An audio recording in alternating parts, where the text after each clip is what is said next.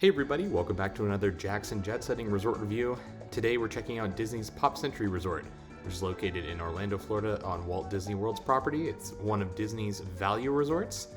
So let's do a full tour. This place is gigantic, as well as some thoughts from me about how my stay went.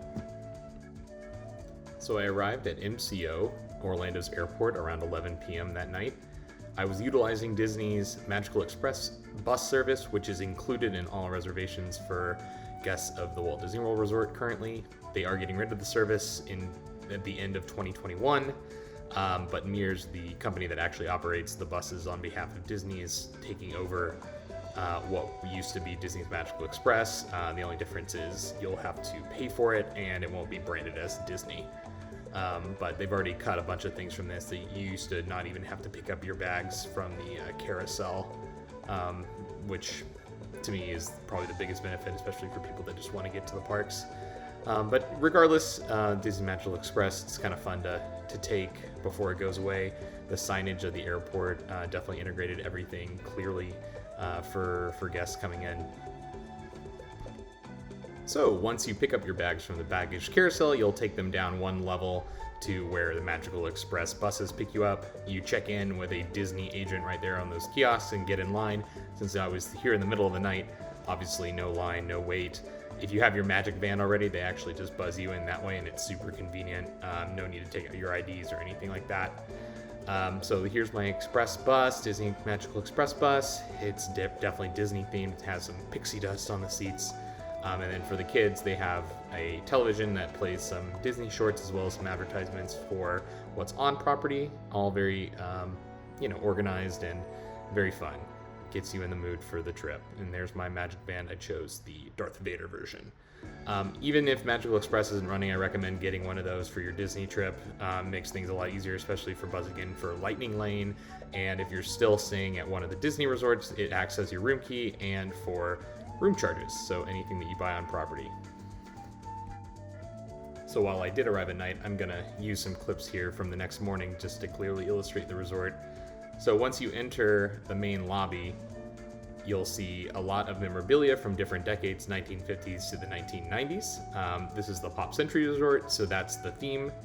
It's different decades, so where you end up staying is actually themed to a specific decade, and there are several buildings for each decade that you can stay in. I stayed in the 1960s building, but that's the one that's closest to the lobby and close to one of the main pools on property, so that was pretty helpful. I stayed at the beginning of Christmas time, so you'll see some Christmas decorations as well around. And if you're planning a trip to the resort at the end of 2021, these will be the decorations that you'll see once you check in. So lots of memorabilia on the walls. It goes decade by decade. And surprisingly to me, not all Disney memorabilia. There was some, Saturday Night Fever for the 70s and different video games that Disney doesn't in fact own. So found that very interesting for Disney, who's usually pretty eager to promote only their own properties. But if you have a long wait, or if you have someone that you're trying to entertain while you check in, this is a good place to kill some time. I will say mobile check-in does exist for Disney properties now, so you don't even have to go to the front desk if you don't want to. I checked in a few days before my trip and connected my credit card, and I was off to the races. And here's a big shot of the lobby. So the left wall there is what we just took a tour of.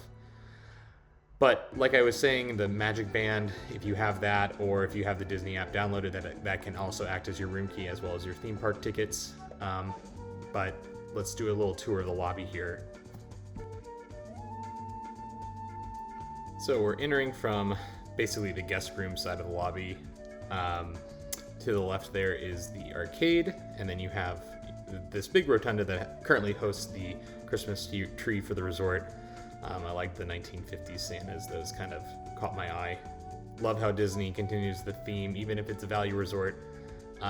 By the way, difference between a value resort and some of the other resorts on property, they don't have any water slides, though they do have pools that do have a theme that's always very popular with the kids, and they don't have fitness centers. So if those are two things that you must have, don't stay at a Disney value resort. But as you keep walking here, you walk back out to the front of the resort, and this is where you'll catch the buses in the morning. to go to the various theme parks. You'll notice that Epcot, as well as Hollywood Studios, do not have buses. That's because the Pop Century Resort is connected via Skyliner to those. So keep that in mind. I will say that all the transportation at Disney is free, so that's one nice thing with staying at your resort. No matter if it's the most expensive on property or the cheapest, you'll always have some way of getting back to your hotel. There may be a little bit of a wait, especially with how things are with COVID, though I did notice that they weren't socially distancing on the buses anymore, which is very helpful. So like Disney does very well, there's of course a gift shop on property. This one's pretty huge, has a few logo items, but then a lot of things that you'll find in more of the generic shops on property, including the World of Disney store that's located at Disney Springs. So as we continue to walk through the shop, we'll eventually reach Everything Pop, which is the resort's only eatery. It's open in the morning before the parks open until about 11 p.m. at night. So if you're a late night snacker, there aren't any other food options available to you on the property. It's not a sit-down restaurant, it's counter service. Basically, there are a number of sections that you can pick your food. So I was able to eat here for breakfast. And if you're into press quarters or press pennies, they have various machines there too. But I was able to eat breakfast here, so I got my Mickey waffle fix, which was, pretty good waffle. It's definitely fast food. There are some grab-and-go items, some grab-and-go beers, so you can stock up your fridges in the room. But yeah, basically, this value resort is exactly what you would expect. Lots of people. There are thousands of rooms on property, so you need to be able to serve those people pretty fast and efficiently, so thus we get Everything Pop.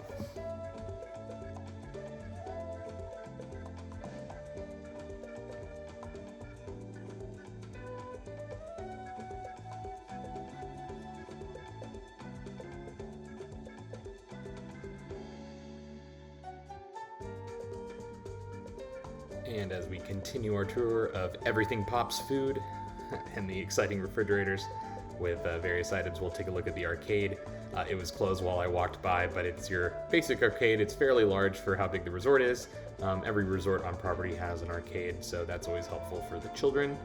But let's make our way to my room. So I was in building number 5 of the 60s building, so that's why you see these little paisleys on there, as well as the pool that we'll check out in a bit during the daytime. But it's definitely themed to the 60s. It's all really fun, but kind of a motel style you'll see at all the value resort properties at Disney. So they do have some activities during the day for the kids. They have some paid, some free.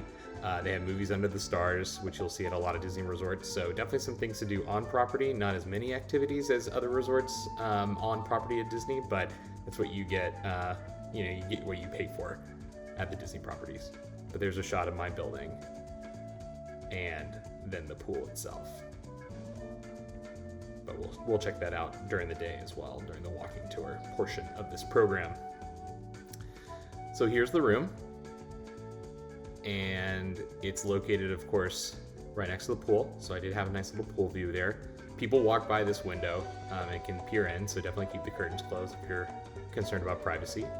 But a nice little ice bucket, some coffee items, definitely more of a drip coffee situation at this resort, but they do have the Joffrey's 50th anniversary coffee blend that they were promoting a lot during my stay. So if you're into coffee and you're into special blends, you get your own during the 18 months of the 50th anniversary celebration. A fridge that I'm seeing this model of fridge all over the place now with the clear front. So you do have something to at least keep some items or leftovers a little chilled during your stay. So this is actually a 2-queen room. That is a Murphy bed that folds down, so we will definitely check that out. Plenty of plugs and USBs. It's really important to have your device charged at Disney now, with pretty much everything happening on the app on your mobile device. So Disney definitely provides a lot of opportunities for everyone's electronics to be charged. Plenty of places. You see 2 more plugs there on the vanity. But lots of storage space for families. You do have a safe, you have an extra pillow, the Holy Bible, in case you're running out of things to do at Disney. And then some nice clothes hooks so you can hang some wet clothes. It is Florida, it does rain. And then plenty of storage space underneath the bed for you to stuff all of your suitcases during your stay. So Disney definitely smartly designed this room, and you'll see the 1960s Mickey Mouse style above the bed, so it does have a little bit of a theme, though I will say this room is pretty lightly themed for Disney, even for the value resorts. Some of these resorts have fully themed family suites at the value properties, so if you're not looking for a massive Disney theme in your room, maybe this is your pick. But you can squeeze a lot of people in this room. The bathroom itself has one sink, plenty of storage for all your toiletries for multiple people during your stay, and then a sliding door enters into the shower and the toilet area. So we have just a basic toilet, and then a shower with a sliding door, no tub. So if you need that, I would look elsewhere. And some reusable shampoos, conditioner, and body wash, nothing individual, and then the shower. And then let's take a look at how the Murphy bed folds down. This is the part of the room I think that had the best theming and was pretty cool for kids. I think this would probably amaze kids. I like the design of how the table folds under the bed, but you got Pluto sleeping there, dreaming about dog bones. So let's begin our tour. So I took a right turn out of my 1960s building, and I was immediately in the 1970s. You can see an 8-track there. That giant cassette is actually hiding the stairwells to the 70s buildings, and we have Goofy there with a Corvette Stingray. My 60s building there has the nice little yo-yo with some 8-track tapes there, which, I just love the theming of the outside of these buildings. And we'll walk through every single decade, even though they might not be in order here. You can take a look at the entire property. And while we walk here, we can talk a little bit about what Disney property benefits you get for staying here. And so you do get early entry again. It's 30 minutes before park open at every single park, every single day. It's a little different than years past, where each day there'd be a different park that you would get a full hour before the rest of the public would be able to enter the park. So that right there is reason enough to stay on Disney property. Things are busy. You have to make a reservation in advance for whatever park you plan to visit. And the parks themselves have gotten more expensive. So, might as well get the most out of your money and stay on property or at one of the partner resorts that Disney has in Disney Springs to get that benefit.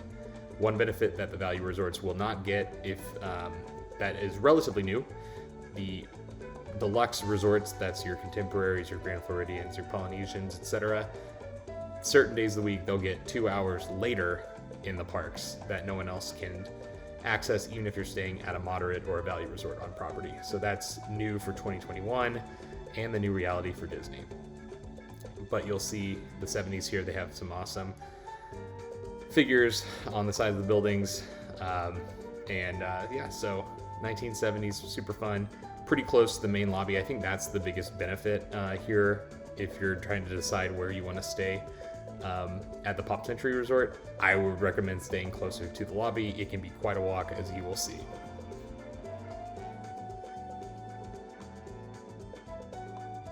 Here's my absolute favorite detail on property. They have Twister.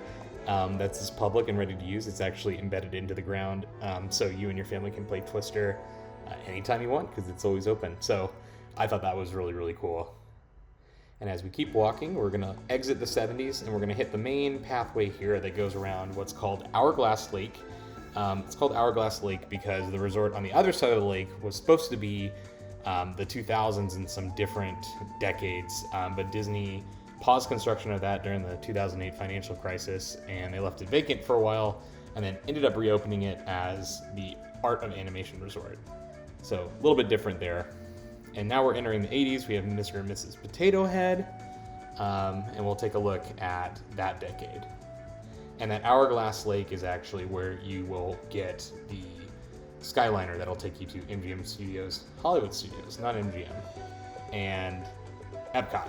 If it's a little bit of a journey to Epcot, but it does take you there.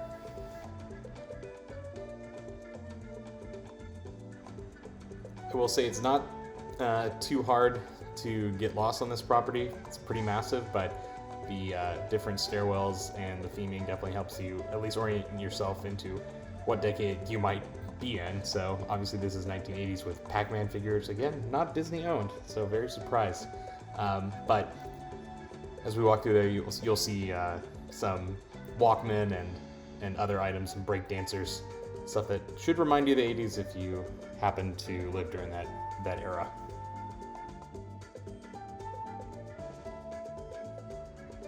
So much like my 1960s area, the 1980s has their own pool. It's computer themed, and then the 90s, which is I think the smallest decade, it really is just one building, is at the very back of the pool. So 1980s here, of course, is the rise of personal computing. So you have a keyboard here embedded into the ground, and you can, spell your name or do whatever you want there. And then a pool that is in the shape of the monitor of the keyboard, or excuse me, of the computer. I think it's kind of clever because a computer monitor is basically a rectangle, so Disney didn't really have to spend too much money on the design there. And one of the best movies from the 1980s that Disney did make, Who Framed Roger Rabbit, is featured prominently here at the building.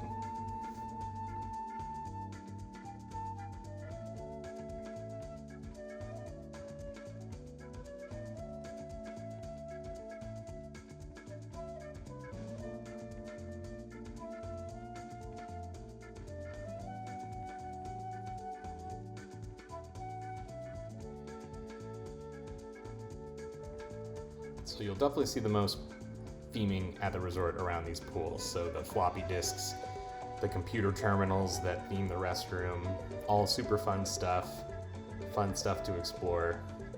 And the giant sized items that are on all the buildings definitely will mesmerize any kid that might be traveling with you. So let's keep on walking on our tour here. And we're gonna come up behind Mr. Potato Head again and make our way over to, I believe, the 1950s along Hourglass Lake.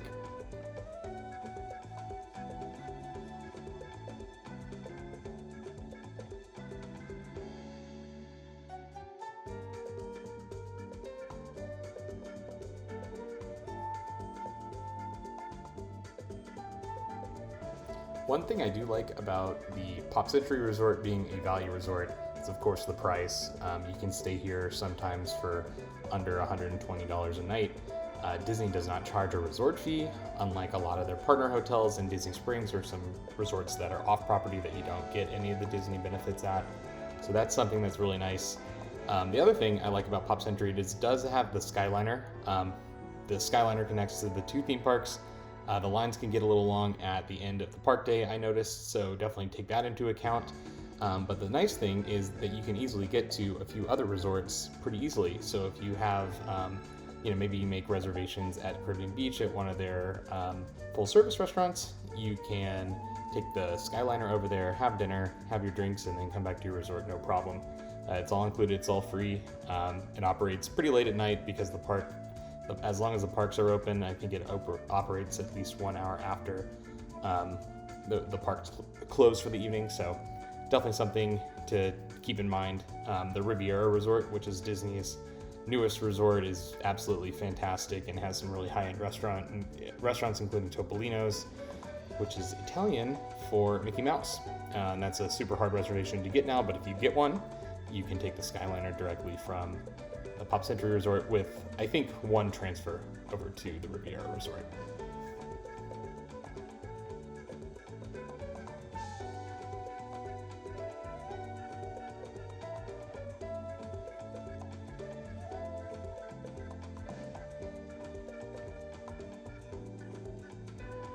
So, as you can tell by this real-time walk, this resort is very long and very huge. The resorts at Disney are generally pretty big, but the value resorts definitely take the cake for how gigantic they are.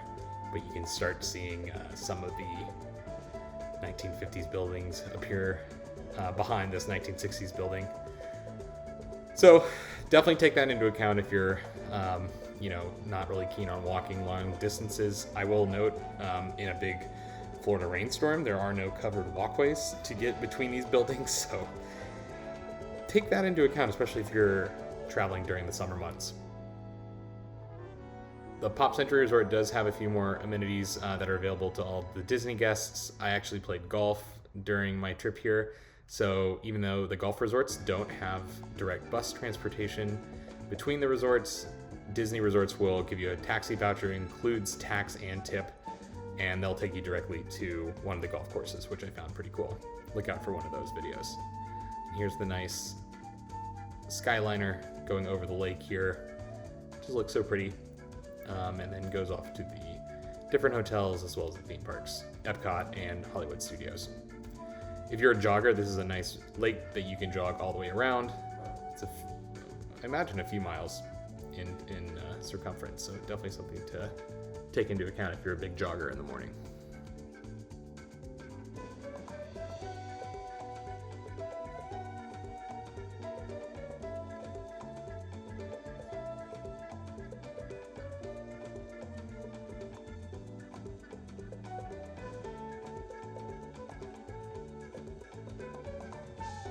So after that long walk along Hourglass Lake, we finally arrive in the 1950s with the bowling pin hiding the stairwells there, and not really hiding them, but at least covering them. So we traveled all the way from the 1990s all the way to the 1950s, over about a 5 or 6 minute walk. Pretty big resort. And we're gonna turn in here and check out the 1950s.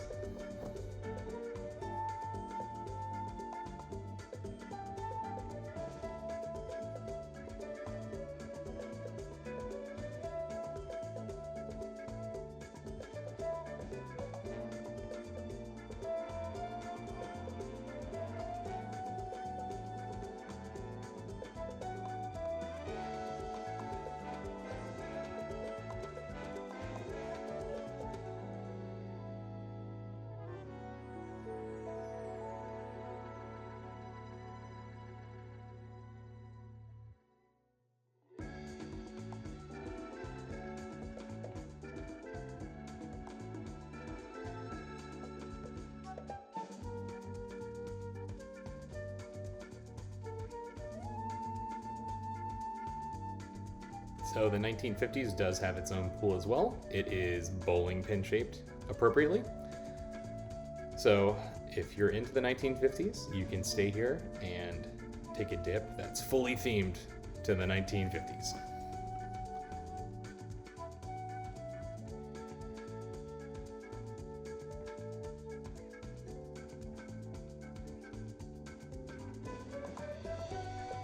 And you'll notice that the shoes for bowling are actually the restrooms there.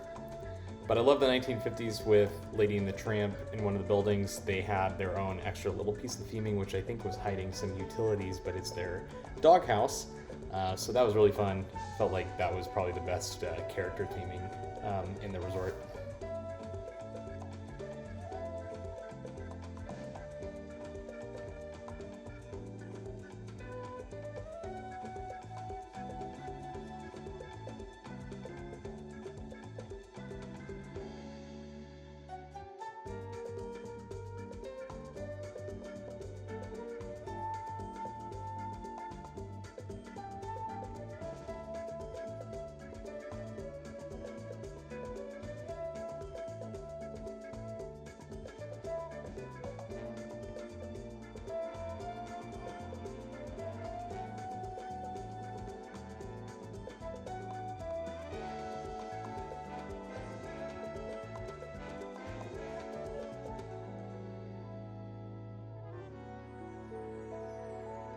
So as we wrap up our walking tour of all of the buildings of the resort, we're back at the lobby, and you can see a full map of the resort. And luckily, if you're parking on property, you can park in your respective decade. The property parking fee is definitely lower than other Disney resorts.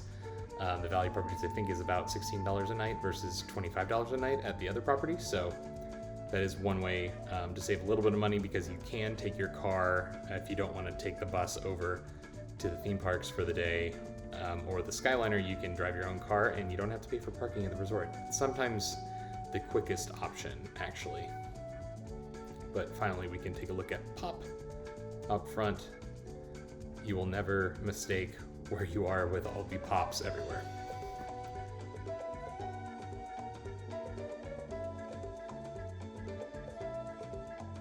So as we make our way back to the 1960s with the 1960s themed pool, you will see the Petals pool bar. So this is the only other drinks area that you can purchase drinks outside of the main lobby. But it's just cocktails, beer, and wine, as well as some non-alcoholic options. And a Playscape is also over there in the 1970s for the kids. But here's Petals, the pool bar for the resort, closed while I was doing this tour. But thanks a lot for watching. Please subscribe if you haven't already. We're going to do a lot more of these resort tours.